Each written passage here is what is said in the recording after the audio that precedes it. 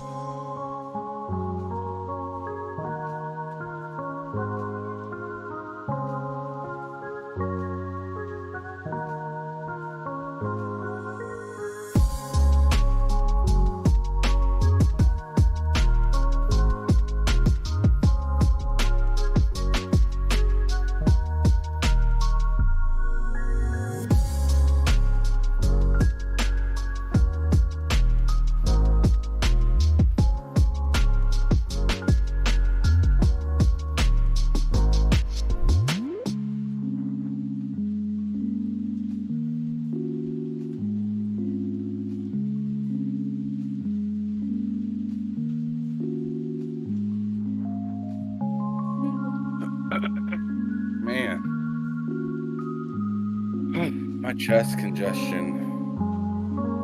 Ugh, it feels like shit.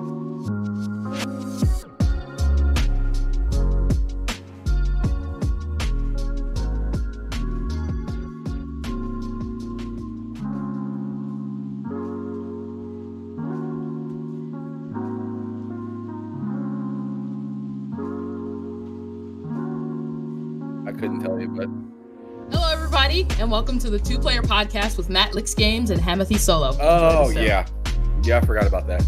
I don't remember who's using that. Somebody's using. I think, isn't it Twitter?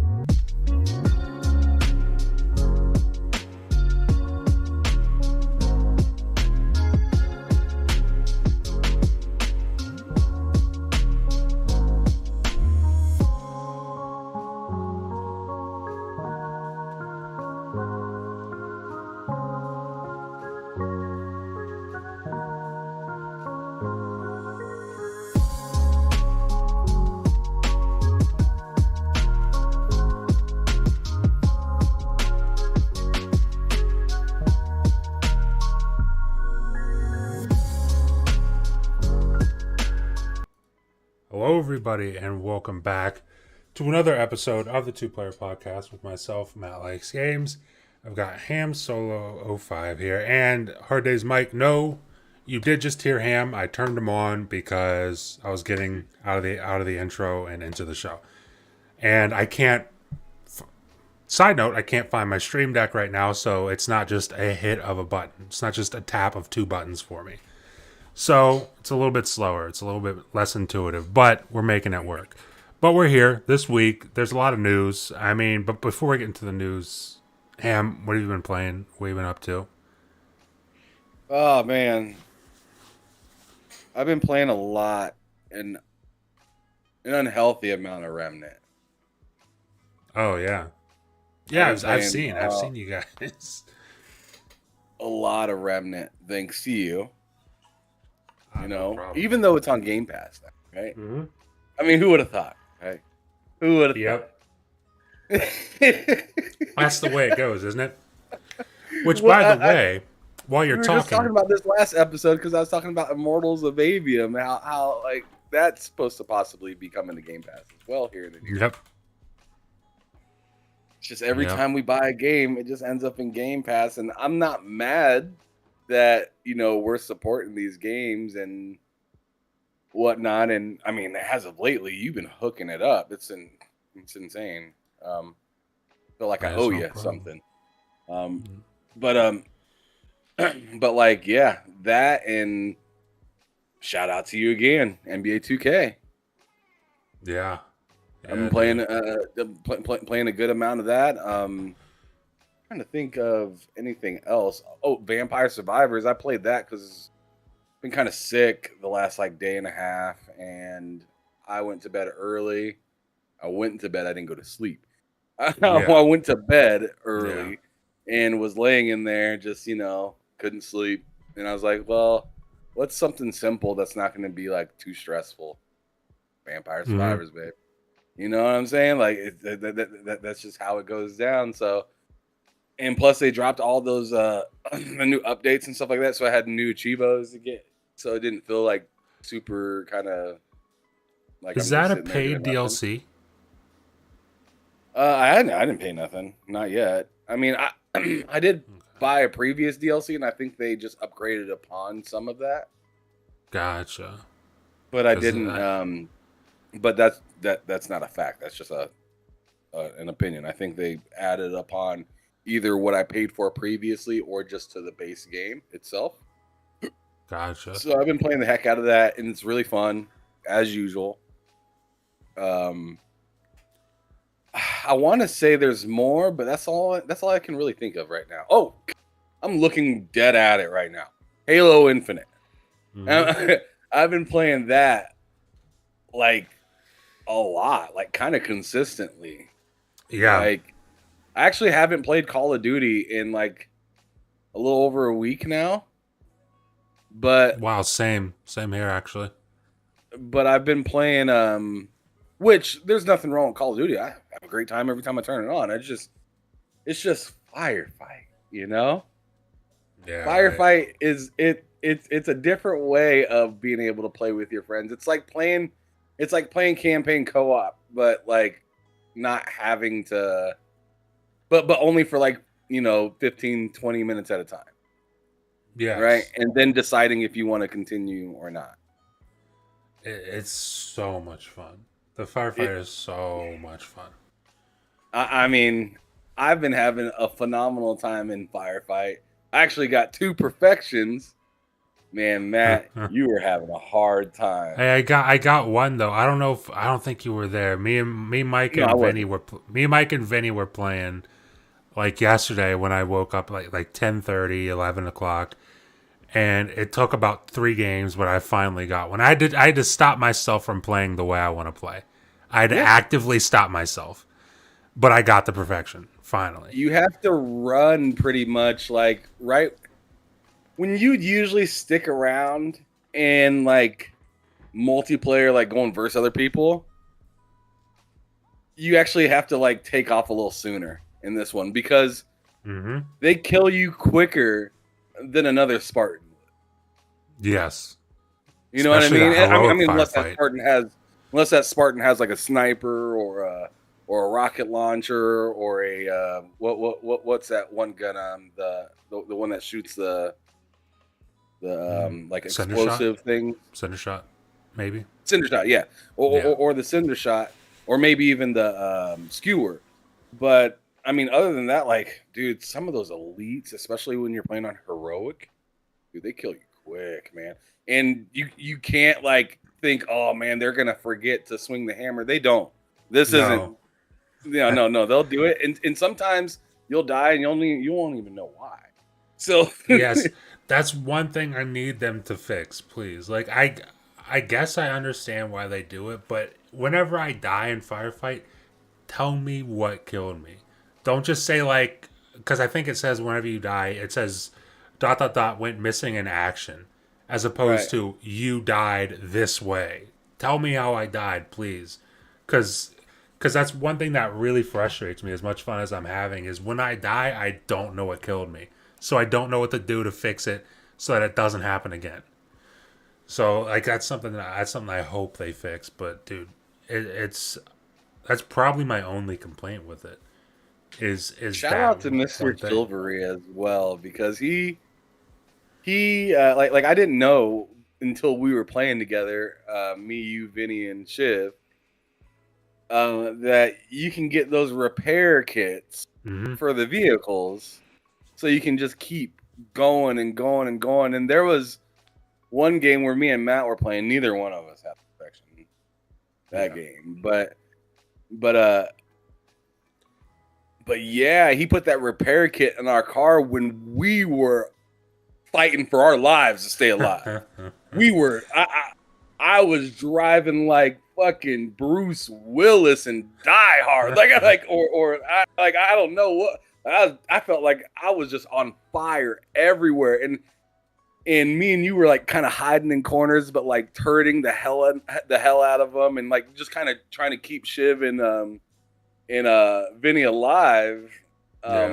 And then Shiv was like, "Come on over here," and threw a repair kit on it, and I was just like, I almost got stupid when that happened because I was so stoked. I was like, "Let's drive right back into the fight," and I was like, "Not a good idea." Yeah.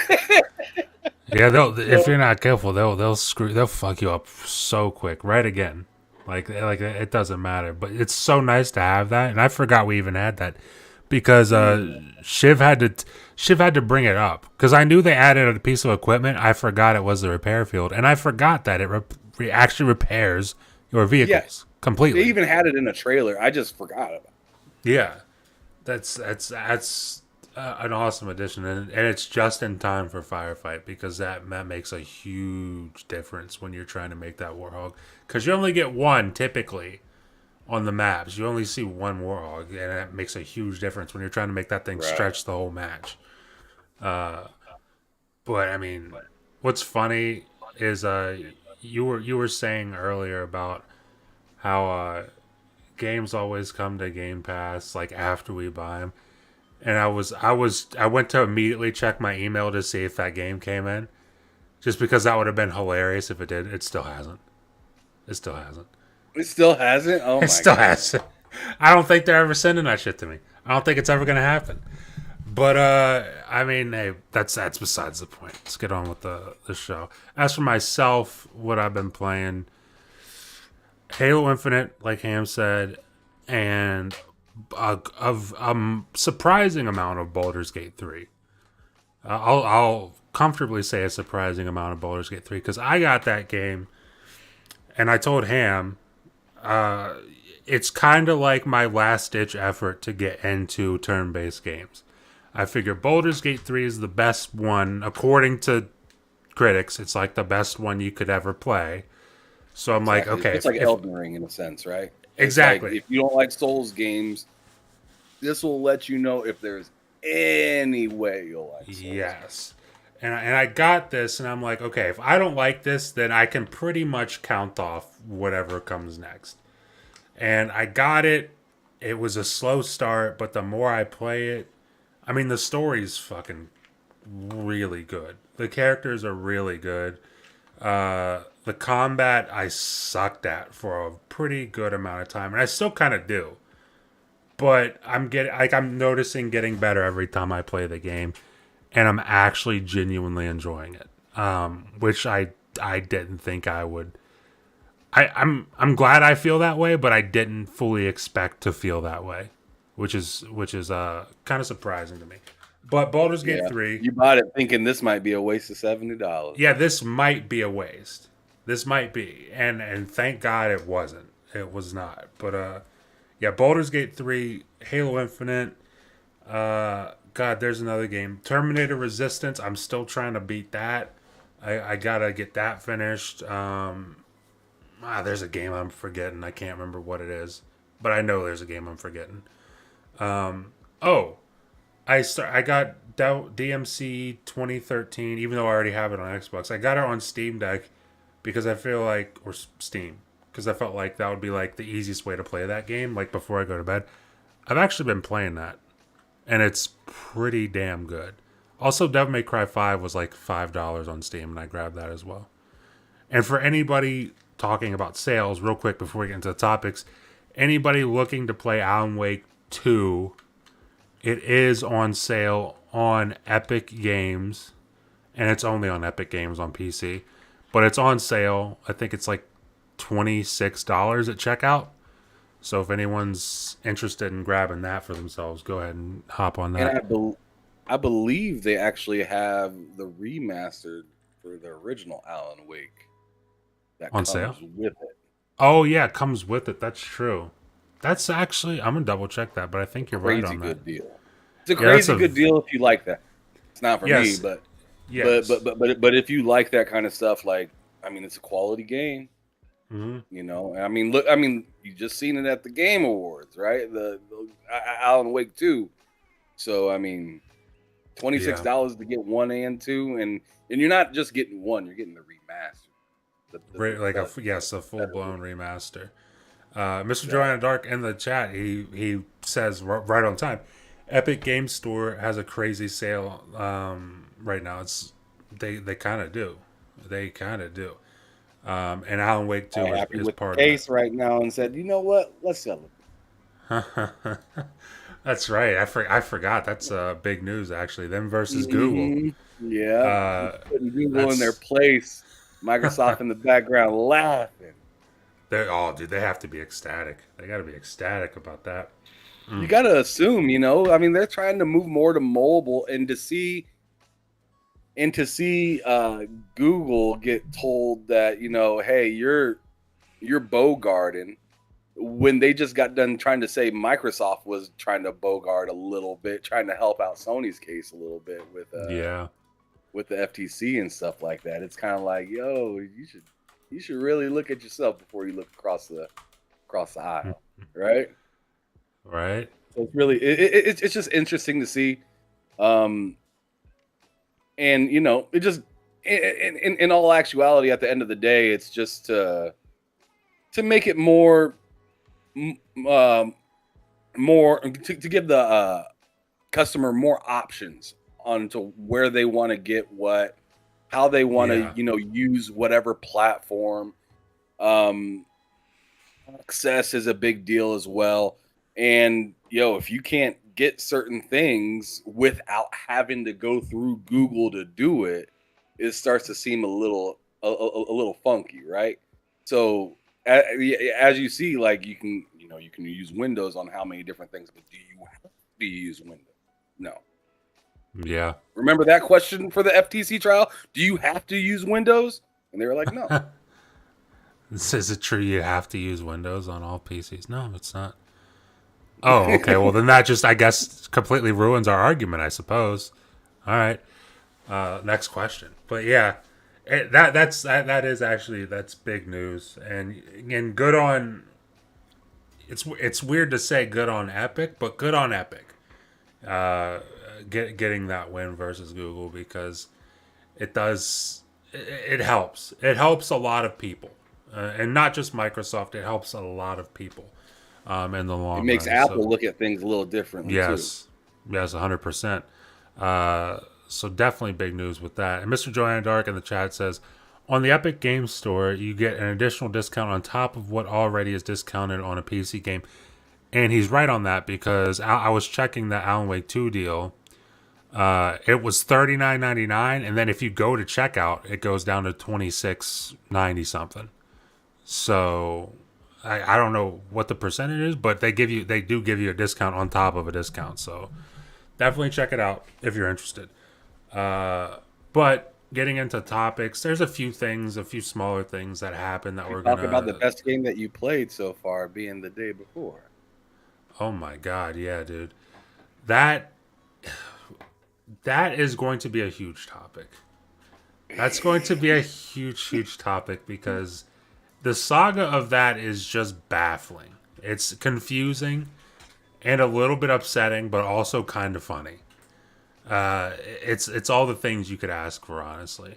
But a little bit of smaller news before we get into the big things, such as that. Before the show started, it came out. Bethesda confirms Fallout 4 Series X and S upgrade is coming in 2024. That was originally planned for 2023, so that did get delayed. As I would imagine we all kind of expected, once Starfield came out, they were still pushing out updates for Starfield. They had no mention of this Fallout update in sight, so I just started to assume 2024.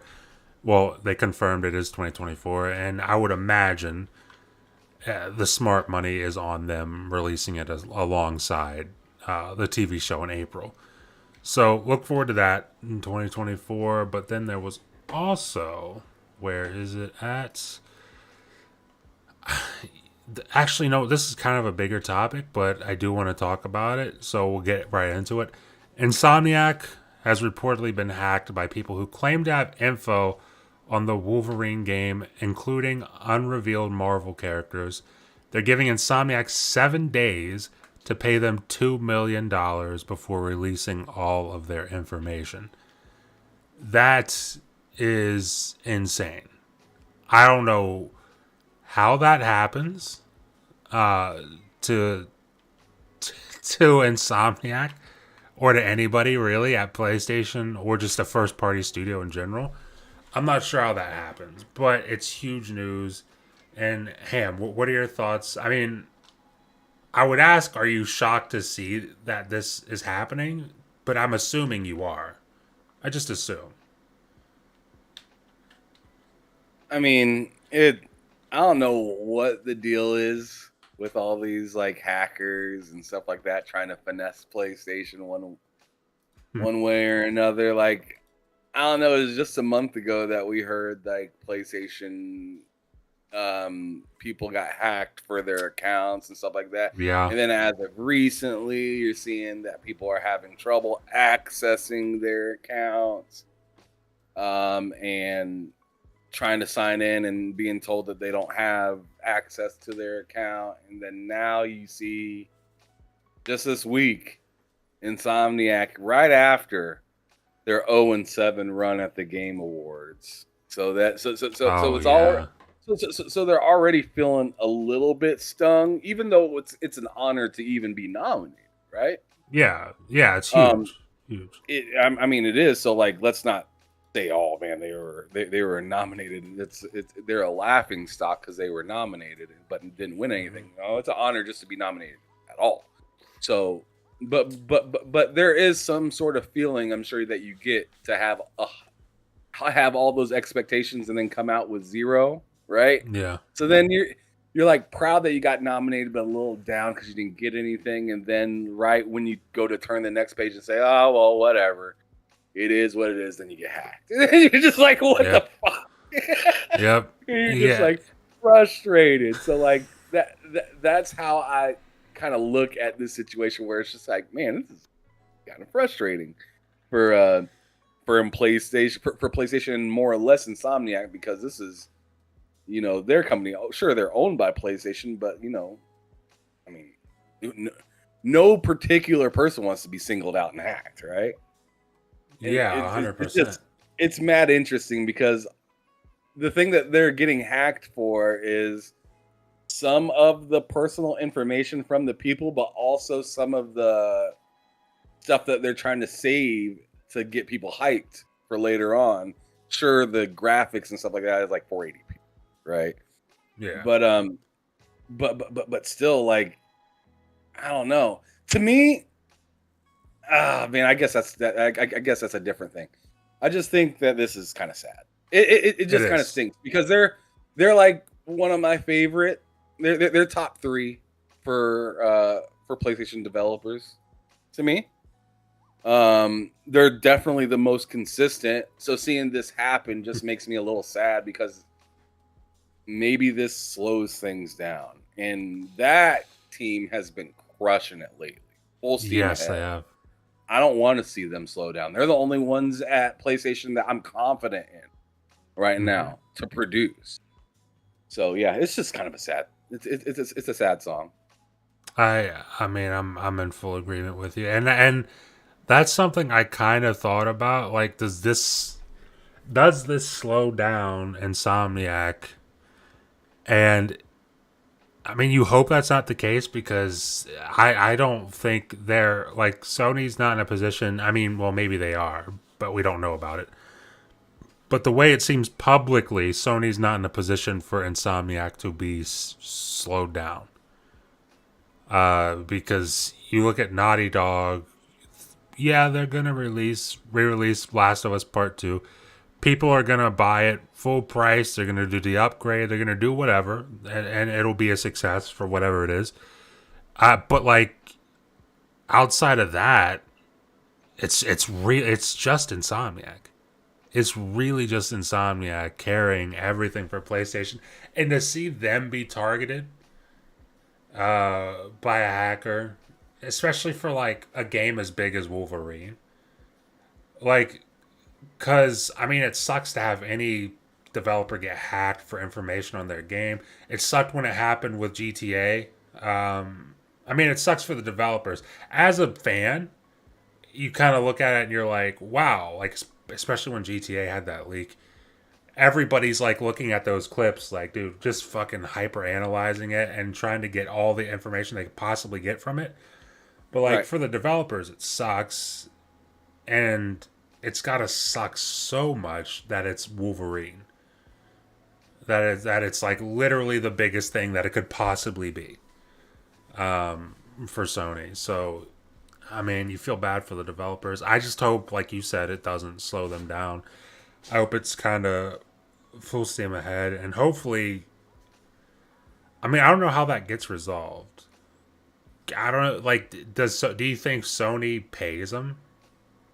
I don't think they pay them. I don't think there's a reality in which Sony says, "Okay, you know what? Here's $2 million." You got us, right? Yeah, I don't think that's the reality. So I'm curious as to how this gets resolved. Is kind of my thing, because I don't think they're going to leak the game. I don't think that's going to happen, and I also don't think they're going to get $2 million.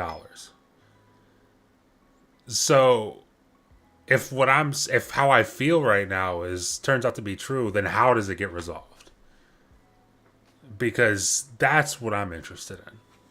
Is how this gets resolved without any leaks and without Sony coughing up 2 million, because they're not coughing up 2 million to a random hacker. You just know they're not.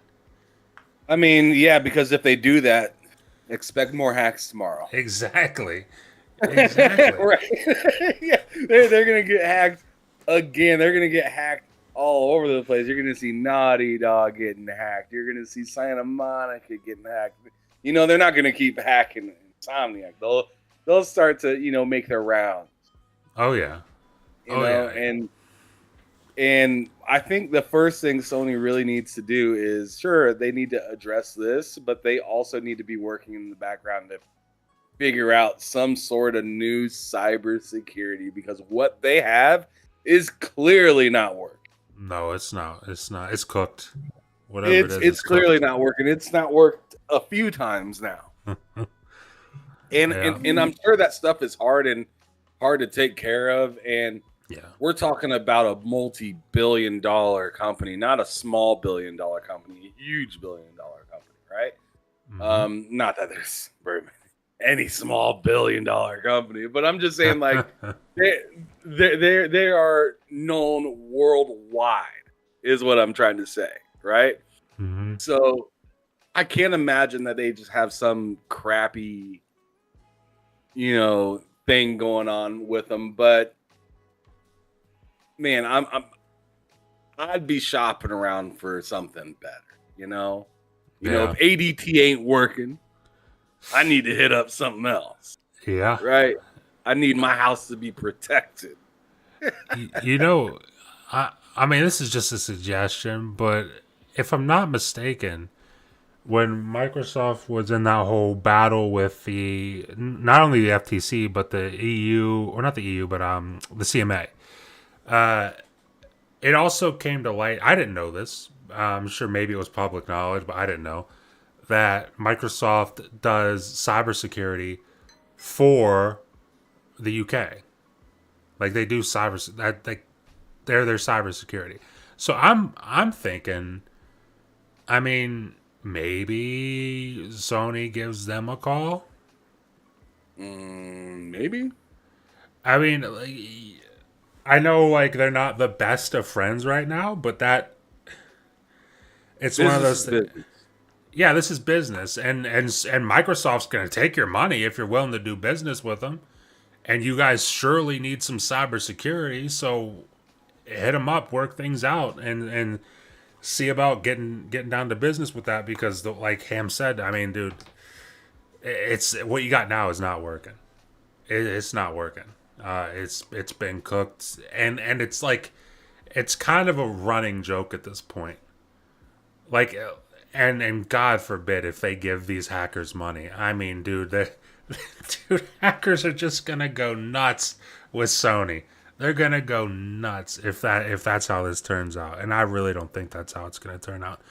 But that is something I did want to bring up, because, dude, that's a wild story, and this was from December 12th. It's just yesterday. This is from just yesterday.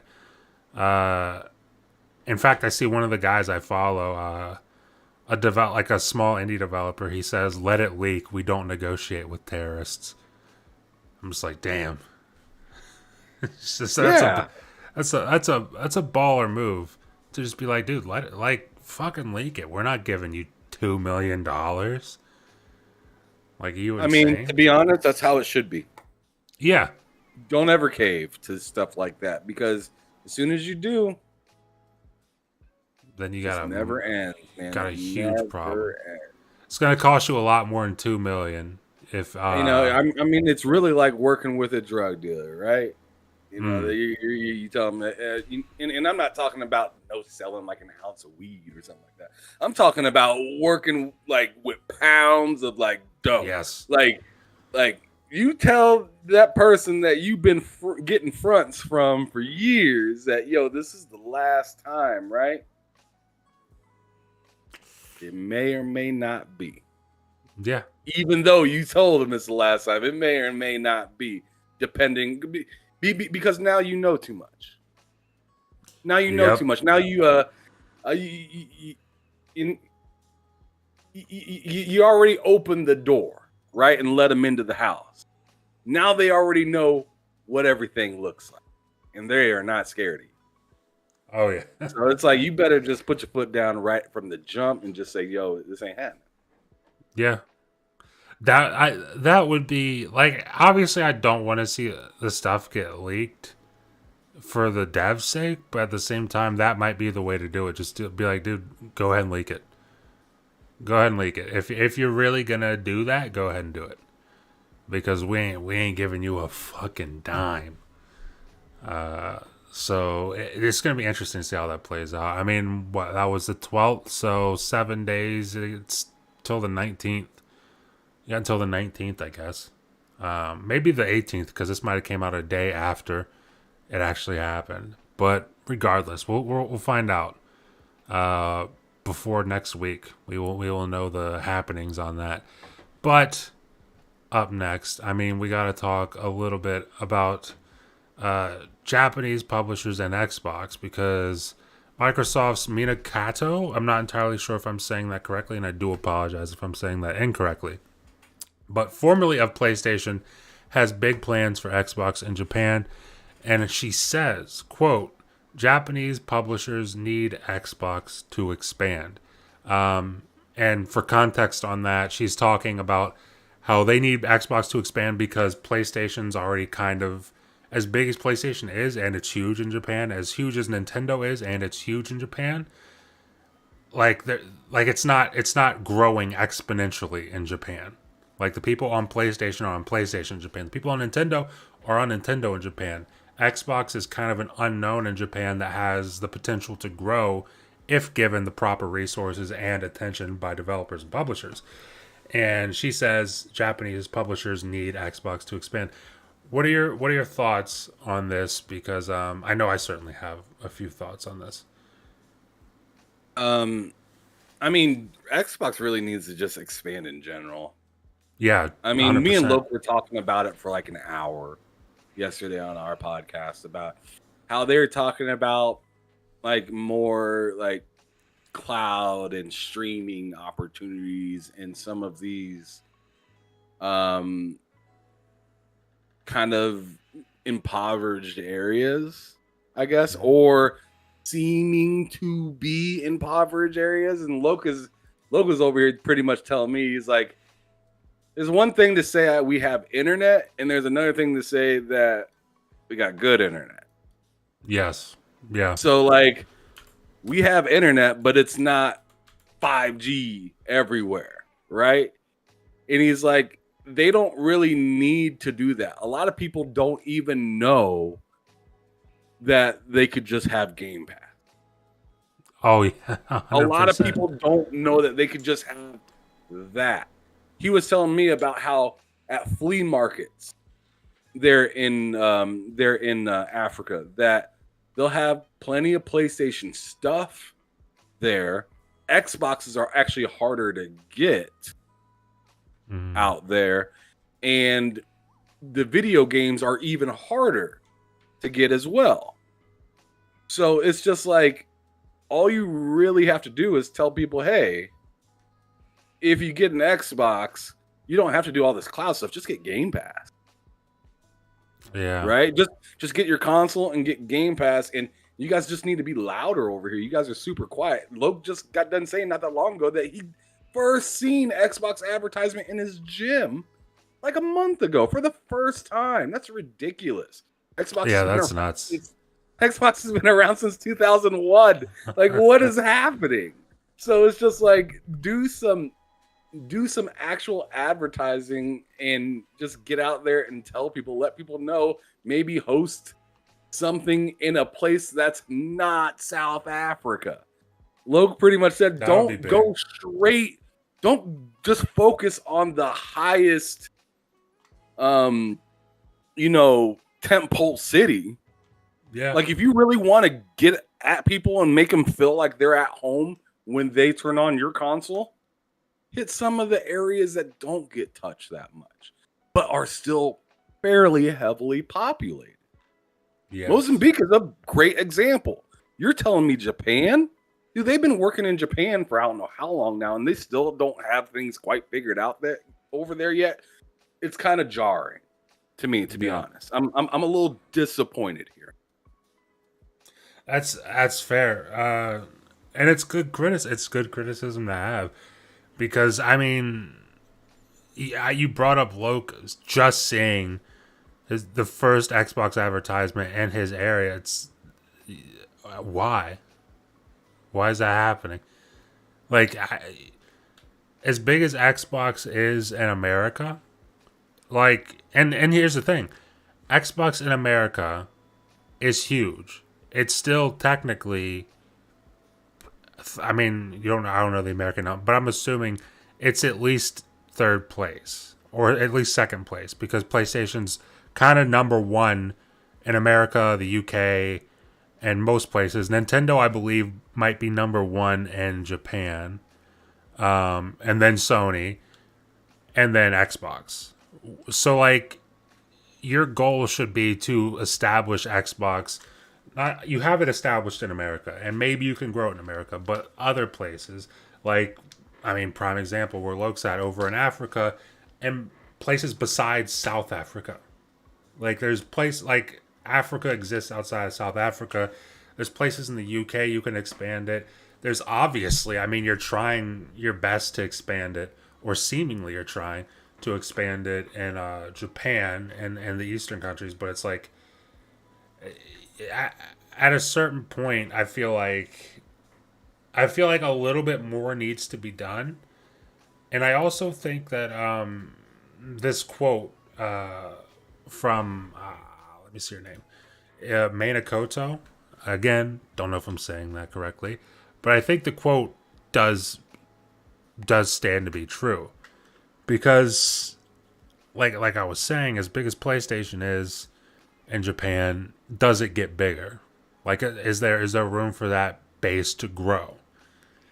I don't know. I'm not a numbers expert, but I wouldn't imagine so, given the fact that, I mean, everybody's playing PlayStation and Nintendo in Japan, but not many people are playing Xbox. And the more you get on Twitter, I don't know about you, but especially this console generation, I get on Twitter at least a few times a week. When the console generation first started, it was maybe once every 2 weeks, but now it's about a few times a week. I'll see, like, in my For You section, it'll be in Japanese. And then it'll have like a photo of a Series S or a Series X or whatever. And that's something I didn't see much of. Not a lot at all last generation, like none really. A little bit to start this generation, and now it's kind of a common occurrence to see that, like, new players playing Xbox in Japan. And obviously the big theory is like, oh, it's a Phil Spencer bot account or whatever. But I mean, I think the more realistic thing is people are just playing Xbox more. But yeah, right. I definitely agree with her, and I think we'll see more of that. I mean, Square Enix is kind of proof of that right now, where they were with PlayStation for a good long while, and the numbers just didn't grow. And you see them not hitting the numbers they expect with something like Final Fantasy 16. It's like, well, maybe you would hit those numbers if it was on other platforms as well. And then Square Enix shows up at the Game Awards. What's the game they announced at the Game Awards? It was like a big deal. Yeah, Mana something. I forget. Something of Mana. But it's like, apparently it's a huge deal. It's an old classic, I believe JRPG. I could be incorrect about Visions that. of Mana? Is that what it is? I know it was a spinoff of Final Fantasy originally, and then it became its own thing. Yeah, Visions of Mana. Yes. They announced that, and the first thing you saw on the end of the trailer was Xbox. It's like, hopefully we get to a situation where that becomes more current.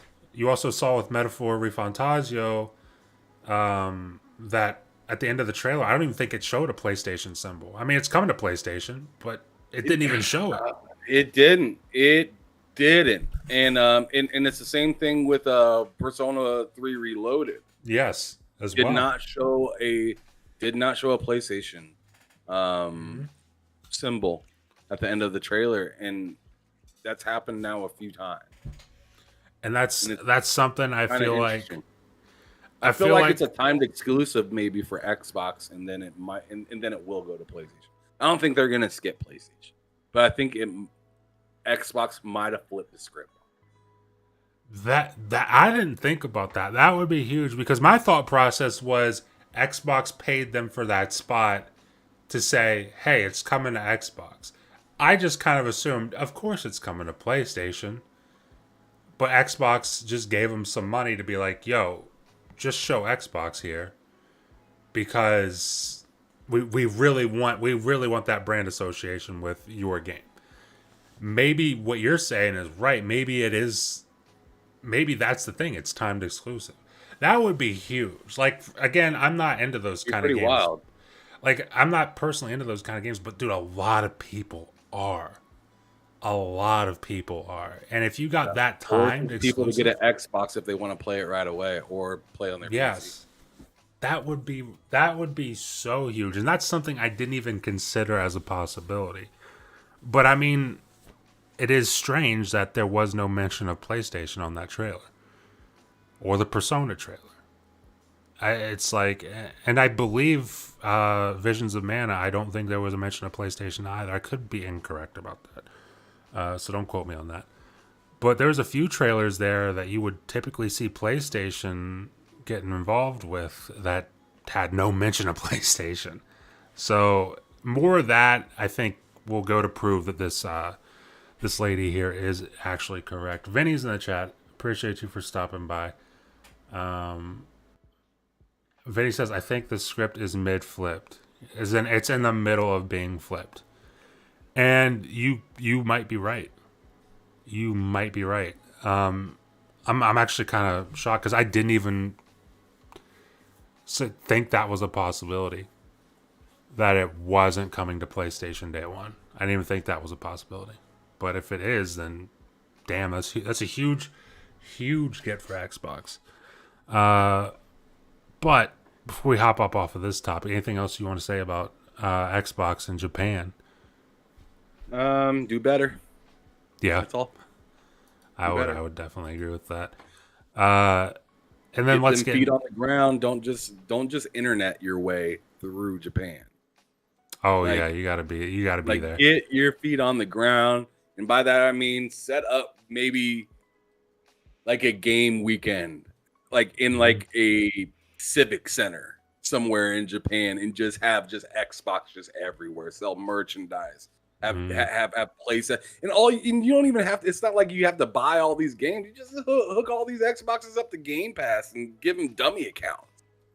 Right, and just give people the chance to just try the shit out and just say Xbox Extravaganza come through this weekend and have a free play test with $10 admission or $5 admission or something like that, and just come through, meet some execs and play some games. Like, you know what I'm saying? Like, yeah, have different sections of it where, you know, Halo over here, Call of Duty over here, because we just bought Activision and stuff like that. And, you know, single player and maybe a few, you know, little leaks or scoops. You know how like what Todd Howard did with Gamescom, right?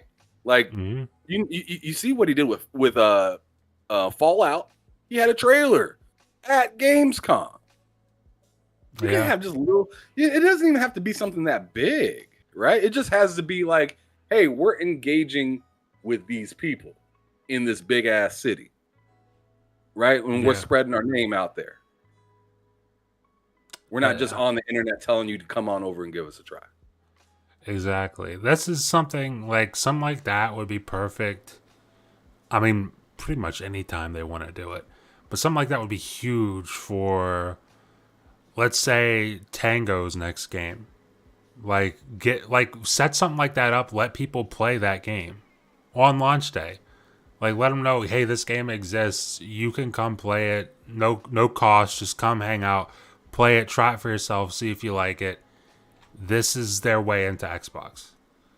This could be their way into Xbox, and I feel like they gotta take advantage a little bit more of Tango Gameworks. Not to say that they aren't, but just like, that's a studio you should be flaunting quite a bit. You should be trying to build relationships via that studio with other Japanese developers and publishers and everything. Because, I mean, that studio literally is in Tokyo. So it's like, I mean, anytime Phil's out there visiting that studio, you better be visiting other studios. You better be visiting other developers. You better be doing some other shit. Because that's like, I mean, easy stuff to do when you're out there checking up on things. But up next, talking about Disney and their comments on Indiana Jones' Xbox exclusivity deal. The company's head of gaming thinks omitting PlayStation didn't feel, quote, overly exclusionary. Disney's gaming boss has discussed the decision to make Bethesda's upcoming Indiana Jones game an Xbox console exclusive. While the untitled game was originally set to come to PlayStation 2, it was recently confirmed that it will be an Xbox and PC exclusive and a day one release on Game Pass. This obviously came from the documents via the FTC, I believe. There's that huge FTC leak, and that is where this came from. And that kind of ended everyone's speculation on whether or not this would be exclusive, because it is confirmed to be exclusive. And I want to ask, what are your thoughts on the head of the company basically saying that omitting PlayStation doesn't feel overly exclusionary? Because keep in mind, this is Disney. I'm sorry, I have a really important phone call. Just take this beginning part of it, and I'll keep going on it here in just a second. Take your time. But yes, this. I mean, if I'm giving my thoughts on this, I would agree, and we'll also be talking about exclusivity a little bit more later in the show when we get to Blade, which I really want to talk about. But as far as Indiana, no, you're all good, man. So you were talking about like the whole Indiana Jones exclusivity, or can you run part of that back? Because I was talking to my landlord right there. We got, oh my god, I told you all the bull crap that we have going on in my apartment, right? Oh man, so now we have new management, and it's just like, oh, let's go. God damn it. So now I have to get all that stuff figured out, and it's very important. So that's why I took that phone call when I did. No problem. But can you kind of iterate that question so I can hit it right? So I wanted to get your thoughts on this quote from the head of Disney Gaming, thinking that omitting PlayStation didn't feel, quote, overly exclusionary. So he's saying he doesn't think it's a big deal to not include PlayStation. Right? Didn't he say something along the lines of Xbox seems popular enough? Yes. In fact, I'm looking. Isn't that something? I'm looking for that exact quote, because I was a little bit disappointed when I didn't see it headlining this article. Xbox still being one of the bigger marketplaces for games, we didn't feel like we were going to be overly exclusionary. We felt like it's going to still reach a broad set of folks, and we felt financially and strategically for the game that made a lot of sense at the time. Exactly. So, They're pretty much telling you, hey, Xbox is on the up and up, and we see it, and we want part of it. Yeah. And Lame terms right there. It's 100%. And like before I want to say this will bleed into the next topic, but I mean, I just think it makes sense because it's one of those things where, as much as people like to downplay it or whatever, as much as people like to point to console sales, specifically console sales, Xbox is kind of on the rise. And that's Xbox consoles, that's Xbox on PC, that's Xbox on your phone, that's Xbox pretty much anywhere. It is factually doing better than it's ever done. So when Disney sits back and they look at numbers like that, they're just like, I mean, especially for something like Indiana Jones, it's like Indiana Jones isn't, for example, Spider-Man. Like, it doesn't have that level of clout, but it's still a huge IP. And making it exclusive to Xbox, I mean, it helps Xbox, and it's still great for you guys because you're going to make a ton of money off of it, especially because it's going into Game Pass, and you know that Xbox cut them a check for that. You know that Xbox, or Bethesda, whoever it was at the time, cut a pretty big check to get that game in Game Pass. It would be Xbox, actually. But like, yeah, I don't think it's a huge deal or a huge shock that Disney would be totally fine with that game being exclusive. But bleeding into the next topic, which I've got a lot to say on, Blade. Blade was announced, and I guess at some point we should talk over, just whatever highlights we remember from the Game Awards.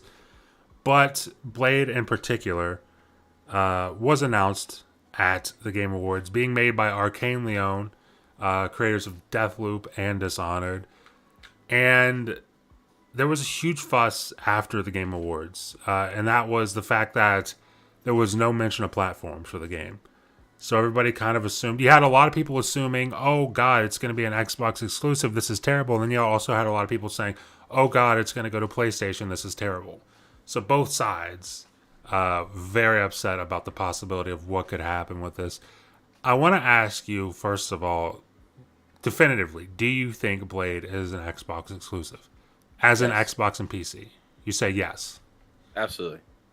I'm 100% with you on that. Now, I guess the question to follow that up would be what are your thoughts on the discourse surrounding? Because I forget who it was, but somebody in our group chat shared an article, or not an article, but a tweet from Jez, talking about how he was on Reddit and he saw people saying that, oh, Xbox doesn't deserve that. It's not fair that Xbox would get this game exclusive. And these are the same people who, are hyped about Spider-Man being exclusive to PlayStation. It's like, what kind of entitlement is that? I mean, I look at that like that's insane. It's entertaining, but it's insane to me that you could actually be that upset about it. But yeah, what are your thoughts on the whole discourse? And do you think it warrants as much outrage as it has gotten over this past week? I think it's kind of funny, if I'm going to be quite honest, because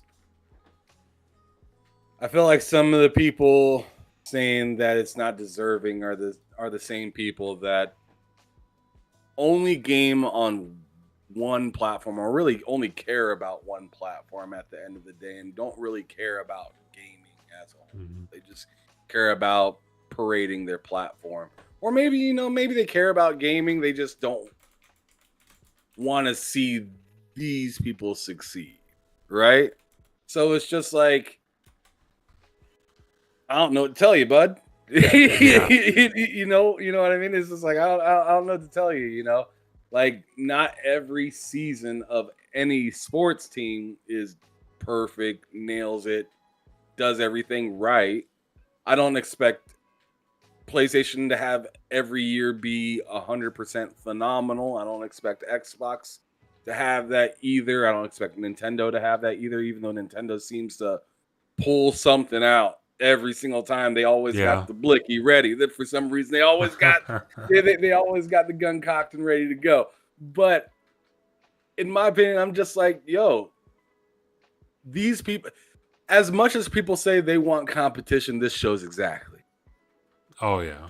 They don't want competition. They just want to be able to clown, talk their stuff, Yeah. and as long as they got their foot on your neck, they're happy. Yeah. But right now, it's just like, yo, they parried you. You're right. They parried you, and now you're staggered a little bit. You're like, what just happened? Yep. I'm here to tell you that it's okay for another platform to have something phenomenal, something on the same level of greatness that you have, or maybe even greater every once in a while, right? Yes. To me, that provides the very thing that all these people have been telling Xbox to do for the past few years: compete. Yes. Well, they're doing that now. They're doing that 100%. And I tell you what. Let's say I'm completely wrong, and Blade ends up going to PlayStation. Let's say that I'm completely wrong and it ends up going to PlayStation. What did I lose? Thank you. That, dude. What did I lose in that situation? And in fact, what did Xbox lose? Not money. I tell you that. No, definitely not money. Definitely not money. So us being so worried about where this game lands is a waste of time. Just play it when it comes out. And if, oh man, I gotta go get an Xbox now. Well, you know what? You were saying the same stuff back in 2018 when Spider-Man came out. Yeah. 2020 when The Last of Us 2 came out, right? Mm-hmm.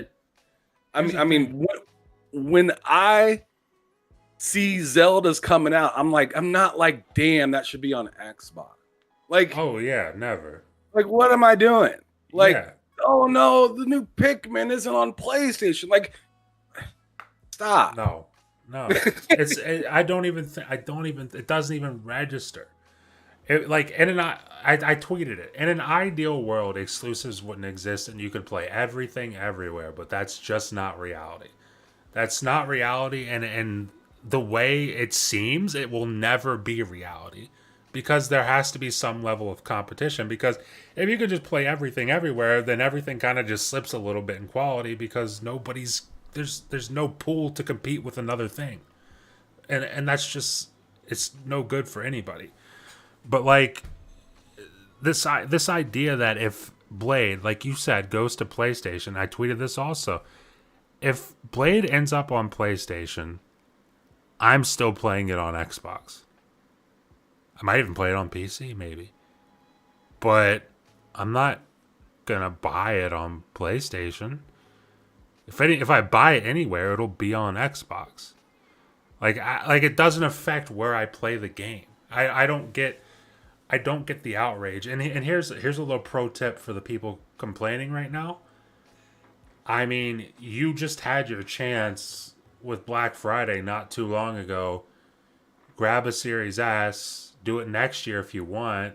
Or right now, I believe Xbox announced it's $399 for a Series X right now. So, I mean, get yourself a Series X. I want to redact something real quick. Go ahead. Persona 3 Reloaded is available for pre-order on PlayStation. On PlayStation. Okay. Yes, it is. Okay. Yeah. See, that's kind of what I thought. It's just interesting. It's just extra interesting that it's not even labeled in the trailer. That's the thing that's so fucking weird. That makes it even more confusing as to why it's not. Yeah, it is. It's a weird situation with that. I don't think we'll ever know what the deal was with that. But I mean, obviously, money was exchanged. But was it just like, hey, let us get just the Xbox trailer or the Xbox logo up there? Forget about PlayStation. Just forget about PlayStation. Let us have that. And Mike Johnson in the chat says the Series S or X is not worth it. Well, that's up to you to decide. That is entirely up to you to decide. Because for myself, the Series S and X are both incredibly worth it. Because that's where I play 95% of my games. That's where I interact with all of, like, I was going to say most. That's where I interact with all of my friends. So I could make the argument that the PlayStation 5 is not worth it, especially this year. I could make that argument. But on the flip side, you might feel, like you just said, the Series S or Series X isn't worth it. It all depends on who you are, what you're playing, and where you're playing it at. Just keep in mind, the more that you say this stuff, the more you're really just advertising for people to go out and try for themselves. So I find it ironic that PlayStation fans or Xbox fans will talk about the worth of a console or a video game and whether people should get it or not. You don't know how many times I've heard on my show, like Behind Them Sticks, or just in person when I talk to people, where they're like, man, this thing was getting dogged out, so I had to go try it for myself and see what the fuss was all about, and it was actually pretty good. Yeah. Here's one reference. Fuzzy Belvedere, a person I had on just a little over a month ago, came through and was like, yo, I was playing Drive Club, but everybody was talking all this stuff about Forza and saying how it's not as good as Drive Club, so I had to go check it out myself, and I ended up finding out that Forza was better than Drive Club, in my opinion. Yeah. That just created an Xbox gamer just because fans were out here slandering one thing, and it backfired. Yes, you. It's important. You got to make your own decisions. You got to form your own opinions. And the thing is, like I disagree with you, Mike Johnson, but you're free to feel that way. But like I just don't think a blanket statement like that, it not being worth it. Again, it's entirely up to you to decide that, just like it's entirely up for me to decide that. And the way I come out on the end that it's very much worth it. Especially at $400 for a Series X. That's fucking crazy. But yeah, I mean, it all depends on what you're playing and where you spend most of your money at and your time, because your time's the most important part in that factor. But yeah, I mean, this whole thing, we'll move on, because as far as the exclusivity stuff, it's like I don't think it's a big deal. I think it's going to be exclusive. I know it doesn't matter to me one way or the other, because I know where I'm playing and I know what I'm going to be doing. So I'm not too bothered by it. But we have two more topics left, and both of them are huge. You're botting quite a bit. Oh yeah. Oh no. Okay, now you're good. Okay, I'm good. All right. So yeah, one of the topics, or both of the topics, are absolutely huge. This one is E3. We've got to give a little bit of time here to E3, because E3 is officially dead. And this comes after, what is it, 3 years in a row of no official E3? Is it 3 or 4? I can't really remember. But well, it's 2023, so it'd be 3. It's 3 years. They had E3 in 2020. Well, I guess it'd be almost 4 years, though. At this point, it's almost 4 years. Yeah, because this is the cancellation of the 2024. Well, this is the cancellation in general. This is the end. But yeah, it's been a few years since we've had a true E3, and it is officially dead. And this comes, I have this article here from IGN. It was a long time coming. Game industry observers have wondered about the future of the show since PlayStation first pulled out of it in 2019. 2019, I thought PlayStation was out of there before 2019, but I don't know. It's all just a blur to me. Like 4 years there are just a blur. That same year, E3 accidentally leaked a document containing the address and phone numbers of show attendees. Oh my God, is that true? Jesus. That's not good. I didn't know that was a thing. Effectively doxing a large portion of the games industry. In retrospect, those events were first in the series of dominoes that culminated in today's cancellation, with the COVID-19 pandemic dealing the show a mortal blow. I mean, I'm gonna ask you, what are your thoughts on E3? Obviously, I know you were really hoping to be able to go one day, so I know this is a pretty big blow for you. And it's a pretty big blow for the community in general, just to never have this thing that we all kind of grew up with.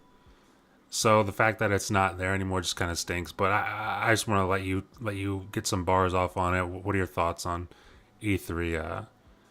Just going away, just going away. It's kind of sad because the cool thing about E3 is it didn't really have anybody's specific name attached to it.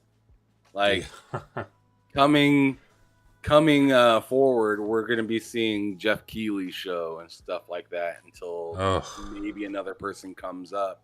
But knowing that it's Jeff Keighley's show, like his name's all attached to it, he's like the face of the whole thing, and our expectations live through him. As to where E3, it was like our expectations were more on the platform, right? Who's coming to do the good work. This time we're like, now we're just like, did Jeff do good enough? Did Jeff do good enough? Did Jeff do good enough? And it kind of stinks because we have a person in the back of our head instead of a platform. Yeah, it does.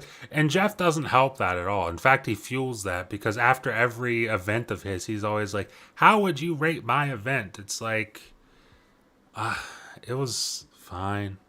It's fine. Like, I don't like, what you're getting at there is, I don't like, I mean, not what you're saying, but like, it's exactly why I don't like the formula we have now, where it's just like, okay, it's just going to be perpetually Jeff Keighley. And listen, no disrespect to Jeff Keighley, but it's just like, how much Jeff Keighley can we possibly have in a year? Where it's like every showcase is tied to Jeff Keighley in some way, shape, or form. And if it's not, then he finds a way to make it tied to him. Where it's just like, okay, all right. I mean, can we just have a showcase that's a showcase that is focused on platform A or platform B or platform C or all the platforms, as opposed to just, here's one guy, here's a full showcase that doesn't really tie together that well, and here's a bunch of other, Ubisoft Direct, here's EA Direct, here's whatever Direct. It's like, we're never gonna have E3 again where it was just one thing, like 1 week block of just a shit ton of news. And that's just gone now. That's just gone now, which does, it stinks. Dante in the chat says, I went to E3 in 2019. I'm grateful for that. 2019, if I'm not mistaken, that was a pretty damn good E3 year too, was it not?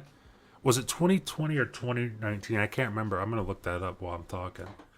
But I mean, regardless, getting to go to E3, that's huge. So, I mean, that's awesome, man. E3 2019. But yeah, that's one of those things. It's kind of a bucket list thing for me, but the way things work out, it seems like it's not going to happen. But there's other events, things move on.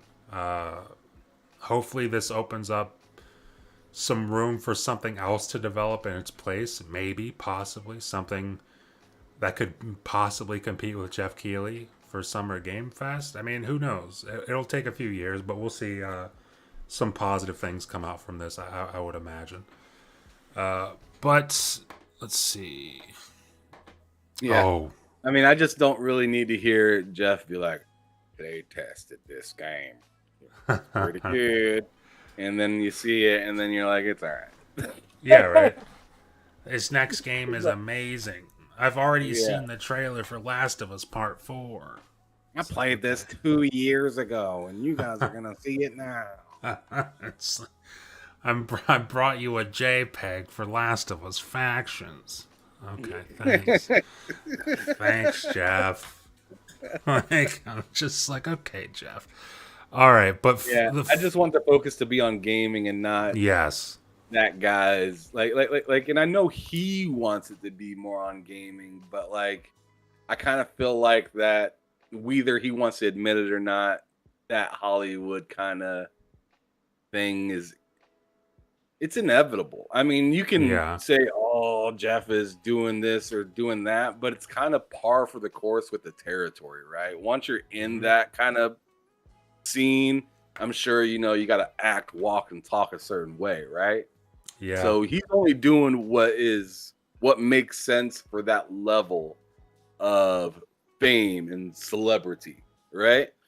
But that's why we want to be like, yo, maybe step to the side a little bit, maybe be on the on the show to introduce us to it and exit us out. But we don't need you there the whole time talking to every single person, having these weird 4 to 5 minute segments with Muppets and all these other different things. Yo, just introduce it and say, thank you guys so much for coming to my show. I hope you guys enjoy it. We have a bunch of people to be able to talk about all this different stuff, and then give it off to like other content creators or gamers or celebrities that are in the video game, and just let them kind of run the show. And then you tell everybody good night at the end of the day. Yes. I think that's perfect. I mean, something they really could have done with this past Game Awards, because I feel like that was the most, like, one of the most disrespectful things to game developers I've maybe ever seen was that Game Awards. The show was awesome as far as the announcements and reveals and everything. That shit was amazing. But just like this whole celebration of gamers and game developers and the games we play, that didn't feel like much of a celebration of that at all. It felt like you were just crapping on it. But one thing they could have done is what you're saying is, Jeff Keighley introduced the show. Have a developer, like all those parts in the middle where Jeff Keighley comes out and just talks. Have a developer, any developer. It doesn't have to be like anyone in particular. Just have like a developer come out, host that part. I know obviously you have to have a developer who wants to do that, but like mix it up or something. You can't just have Jeff Keighley throughout the entire show, because then it just becomes about Jeff Keighley, whether it's intentional or not. It's just the way it naturally goes. But I think it'd be a really good idea to look into something like that. And then finally, the final topic is I mean, we got to talk about the day before, because the day before is just, I mean, if you're not up to speed, the day before was supposed to be a survival MMO. Turns out it's more of a looter shooter. Turns out it's more of an extraction shooter than a survival MMO. In fact, it's not a survival MMO at all. But it came out December 7th, I believe. It came out the same day as the Game Awards, I want to say. And within 4 days, the studio announces that they're closing down, and that development, obviously because of this, is done on the game. So this game launches to overwhelmingly negative reviews on Steam, to the point where it's in the top 10 worst reviewed games of all time on Steam. And I'm going to look up what that list is and see if I can find it for myself. But, I mean, just to give you some context, that's the kind of level of quality we're working with here. And the reason we're talking about this is because the proceedings after the announcement of the studio's closure is just absolutely insane. I think my favorite, it's weird to say that, I think the most insane thing was them replying to somebody calling out the fact that the game seemed like an obvious scam. And they said, "Hey, it's our first big game. Shit happens." This is their reply to somebody who may or may not, I mean, it doesn't really matter, who may or may not have spent $40 to support this game, and their reply to them is shit happens. I mean, least of all, that's tone deaf, but I mean, that's just fucking disrespectful also, where it's just like, dude, I'm gonna look it up on Steam how many people left a review on this game, because you have to have bought a game and played it for some amount of time to leave a review on Steam.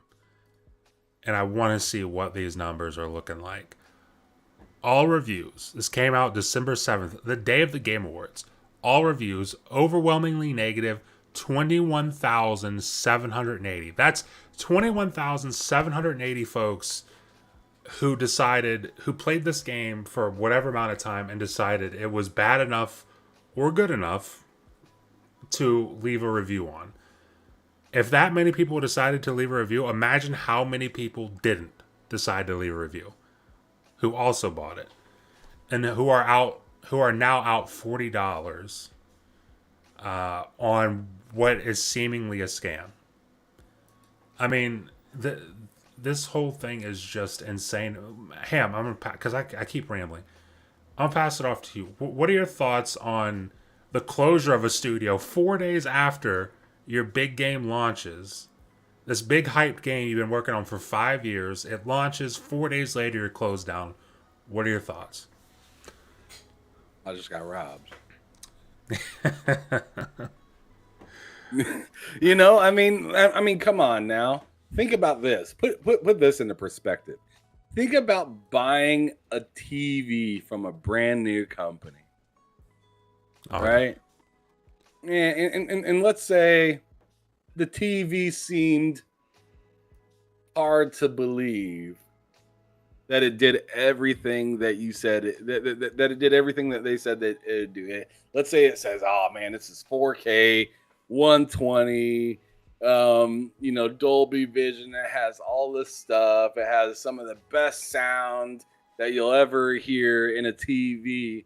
You get the TV, and you turn it on, and you realize speakers don't work.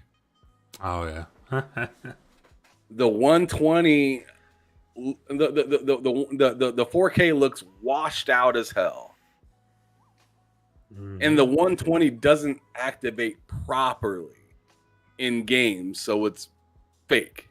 It's 120 at 1080p, not 120 at 4K, right? Yeah. And then you're like, yo, I need to return this bullshit. You go to return it to find out that the company went under. The company went under, and they just gave you this TV and told you about it a week ago. They were waiting for you to buy that shit. So all I have to say is finesse, finesse, finesse. You got finesse. Oh yeah, and it's tragic. It's tragic to the point that the people that helped publish your game are out here saying, this ain't what was supposed to happen right here. We're going to make sure that y'all get your money back. Yep. It's weird because in my opinion, I think, and I could be wrong, I think the publisher is kind of fronting the money. I see. The thing is, I kind of assume that. I feel like this is one of those moments where, you get a divorce and then you go to, or you don't get a divorce, but, you and your spouse have an argument, right? Yeah. And you guys decide right then and there that you're going to leave each other. About an hour later, you're like, man, I got to get something for dinner. There ain't nothing. You go to McDonald's and then find out that the card won't run. Oh. and you're just like, what happened? You look at your account and all the money's out of it. And that person cannot be reached. Their phone is off. Oh yeah. I feel like that's what that's what they did. I feel like they because if you look any further into it, they shut down their YouTube, deleting videos. They pretty much ceased to exist in any aspect possible. And on top of what Ham just said, they're also going back on Steam. Any game that they've ever worked on is now not under their name. So they're just cutting ties to literally everything that they have ever done or been involved with in any way, shape, or form. And it looks bad. It looks so bad. And to speak on what Ham was saying about the publisher earlier, in case you guys were curious about that, this is from the publisher, Matona. I'm pretty sure I'm saying that correctly, but maybe I'm not. To all Day Before players, as the investor of the Day Before, we would like to provide some updates on the current situation surrounding the game. We are sorry for the fact that the game didn't meet expectations of the majority of players. Today we will work with Steam to open up refunds for any players who choose to make a refund. We're in contact with Fantastic regarding the future of the game. And then to go on over to Fantastic's Twitter right here, they say, today we announced the closure of Fantastic Studio. Unfortunately, the Day Before has failed financially, and we lack the funds to continue. All income received is being used to pay off debts to our partners. We invested all our efforts, resources, and man hours into the development of Day Before, which was our first huge game. We really wanted to release new patches to reveal the full potential of the game, but unfortunately, we don't have the funding to continue work. And they go on to say a bunch more stuff, but long story short, this game flopped. This game flopped, and apparently they simply can't recover from it. In a historic way. Yes, a very bad way. You see Opera GX, and the reply says, less than a week? And it literally was less than a week, and the studio's dead. Tragic. Like, that's something, I've never heard of something where you're releasing your biggest game, it comes out, and it has the hype that this game has around it, and within a week, your studio ceases to exist. That's unprecedented. That's historic. That's like Wilt Chamberlain. That's Bill Russell. That's Michael Jordan. That's unheard of. But hold up, something ain't right. No, dude, something is not right, because, and you see, like, all the people, if you go to their Twitter, everybody in the replies is, this was a scam. This is there was also a tweet, I don't know if you saw it, from In Exile, where they made a little tweet basically saying that it was a scam also, but in a kind of subtle way. I'm gonna see if I can find that and bring it up here for you guys. But dude, In Exile's Twitter is awesome. You guys definitely need to check it out if you're not following them. In Exile Entertainment. Oh, they're funny. Oh yeah, they're like they gotta be like one of the funniest. That Twitters was mad disrespectful what they did. Oh yeah, I'm about to bring it up here too, because it's phenomenal. It is phenomenal. It reminded me of Starfield. That's great. It really did. Just that specific phrase where they put it. I was like, hell no. Yeah. It says, reminder to always check mouths for hidden messages. And then if you were to zoom in on this guy's mouth, it says, we've been trying to reach you about your extended warranty. That is insane. That's one of the best tweets, and one of the most creative ways to call that a scam I've probably ever seen. So hats off to In Exile, or whoever's running that Twitter account. They're not getting paid enough. They're not being paid enough. But to finish up with this whole Day Before nonsense, I mean, it's no good. None of this is good. It's shocking, and I mean we make the joke that it's unprecedented, it's historic. It genuinely is unprecedented. The situation that this studio or this X studio is in. To release a game as hyped as that was, 5 years in the making. I mean, who knows how true that is? To have it flop the way it did and be dead 4 days later is just not a good look. It's a terrible, terrible look. And yeah, right. The day after, the day before disaster, and the day after, it's no good. It is no good. I mean, but man, that's a scam. That's definitely a scam. I wanted to bring up. I kind of forgot about this, and I was just reminded of it going through my Twitter. I'm sure you saw it. I'm pretty sure you quote tweeted it yesterday. The whole IGN thing with how to cancel your Xbox Game Pass subscription. I thought this was a really interesting article, very on brand for IGN. But I want to ask you your thoughts. I mean, what do you think when you get on Twitter and you see IGN tweet how to cancel your Xbox Game Pass subscription, unprovoked, seemingly? Just letting people know how to cancel the Xbox Game Pass subscription. I was interested in how that tweet was gonna go. When I seen that, I was just like, "Here we go with this." Like, yep. Like I don't see them. Like, sure, there was an article on like PlayStation on how to do some on how to like get PlayStation Plus Premium, but then at the end of the article it showed like how to cancel it or something like that. No. This article was just completely about canceling it. How to cancel. And I was just like, wow, they really went there to do that. And as I was going to, and as I was making a tweet, just kind of making fun of them, saying how to unfollow IGN, and I made a whole Twitter short, or not Twitter, YouTube short. So then I'd have like a little link to hit, kind of like they have the little link, how to cancel Game Pass with a link. So I did the same thing just for fun.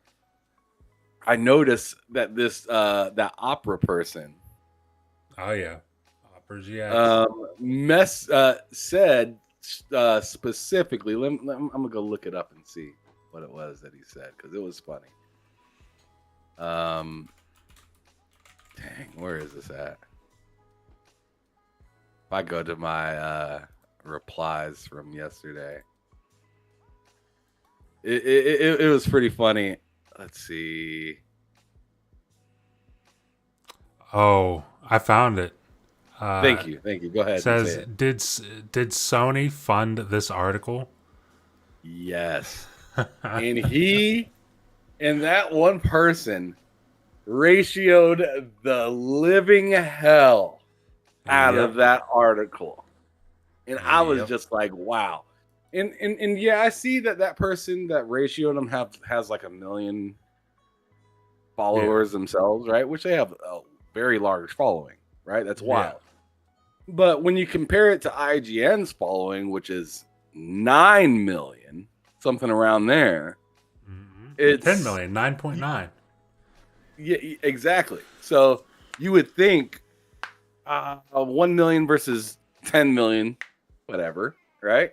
Yeah, dude, they beat them. They beat them over the head with a billy club, man. God damn. I mean, it was really interesting how a lot of people stood up and said this article is stupid. It is. And I don't know if you saw it, but Xbox Game Pass ratioed them. They just replied. Yeah, they did. They just replied with the shrug, like. And it really ratioed them 6,000 likes to their 3,000 likes. Ooh. So I mean, it's not a good look for IGN. And did you see it was a few hours before I got on last night at the end of the night to talk to you guys. Did you see they posted a follow-up article, how to cancel your PS Plus subscription.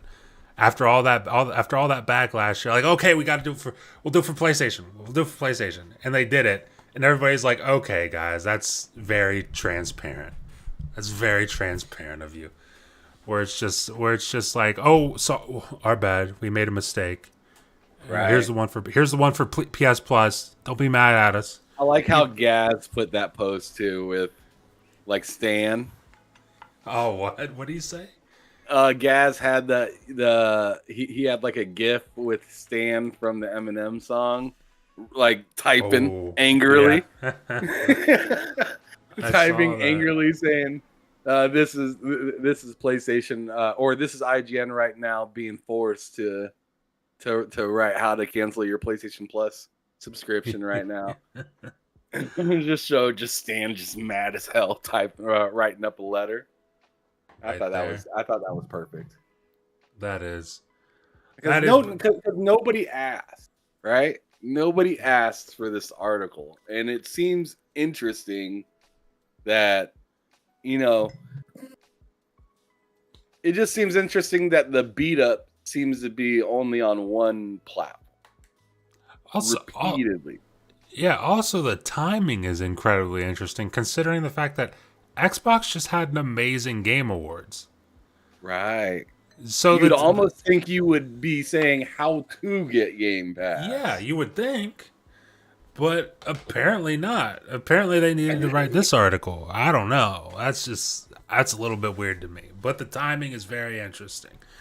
But I mean, it's like they get told that they tax Xbox and they're like, how can we prove it a little further?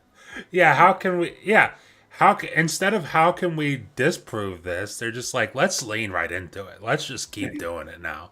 They caught us. Let's just keep doing it. And I mean, that Destin was looking over it for the Game Awards thing, where that I thought it was wild because Destin looked the way that he did, and it took that girl sitting next to him, the black girl, pretty much stood up against that dude that was talking down about Xbox and was like, I think they're doing just fine. I don't see what because they were talking about like single player games or just game releases in general, I believe. Yeah. She was like, I think Xbox is doing just fine, and he was having some sort of issue, and Destin looked like he was having like a panic attack. Like he was like, oh man, like they were talking about me last week because I said that this stuff don't exist, and here I am looking silly. Here I am right in the middle of it. Yeah, I mean, it's weird. I don't get what the issue is with IGN. I mean, here's the thing. I guess like 3 years ago I do, where it was like the cool thing to poop on Xbox. Like I get that. Like a few years ago that was just the end thing to do. But Xbox, we said it earlier in the show, they're on the up and up now. Like I think we're past the part where it's the cool thing to shit on Xbox. I think some people still hang on to it, but I think we're past that point where it's the cool thing. I think that's gone. So it's weird to me that we're still doing it. Not we're still doing it, but IGN, the biggest news outlet for gaming, is still leaning so heavily into it. It's just kind of shocking. It's kind of shocking, but at the same time, it isn't shocking. It's just kind of sad.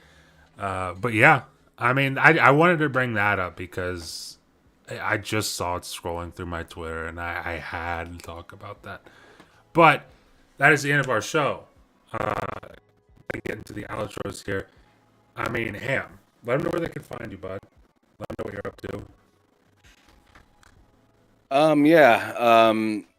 As for tomorrow, I'll be doing a show Behind Them Sticks on my channel, TSWS Gaming. That's where you can find me for a majority of my content. I have an episode with DC Gaming tomorrow. That should be pretty interesting, pretty fun. And then, I do bullsitting with Loke, Matt, and Cozy every Friday, trying to get a guest for that currently. I've kind of late to the party on that one. Just realized I need to find that. But I do shows on the over on TSWS Gaming Monday, Tuesday. I've been trying to do more things on Wednesday just to kind of fill that empty space, and then Thursday Behind Them Six, and Friday with Bullsitting. So definitely come over there, check us out, TSWS Gaming on YouTube. But I'm also on, as you see, Matt Likes Games channel every Wednesday. Yes. But also K Mega's channel every other Monday for the crossover podcast, and then every Friday for GRG, which this Friday is supposed to be, I think, our last GRG of the year. Definitely come through and check that out. It's a pretty fun podcast. That podcast is messy. It does get a little bit messy. I've listened to you guys a few times. It's a good podcast, though. It's a good podcast. Check it out. If you're curious about TSWS Gaming, it's link in the description. Go check it out. It's a lot of content most days of the week, so you're gonna have something to watch. You're always gonna have something to watch. You're never gonna need something to watch over there. It's fantastic. Check that out. As for myself, you can find me here at Matt Likes Games channel on YouTube. Videos every Monday and Friday at 11 a.m. Eastern. On Wednesdays, I'm here with Ham Solo at 2 p.m. Eastern for the Two Player Podcast. Check that out. Me and my friends are kind of working behind the scenes for the game drain. We're not entirely sure what's going on with that, but we're working behind the scenes. We're gonna figure some stuff out. But usually, you'll find us on the Game Drain channel every Sunday at 8 p.m. Eastern. So head on over there, check it out. I should probably put that in the description from here on out as well. But check that out. As for my Twitter, at Matt Likes Games, you can check me out over there as well. But with that being said, thank you all for watching. Thank you to anybody who stopped by, anybody who was in the chat, anybody just hanging out in the background, listening to the show. It's very much appreciated. But with that being said, thank you for watching. We will see you next week.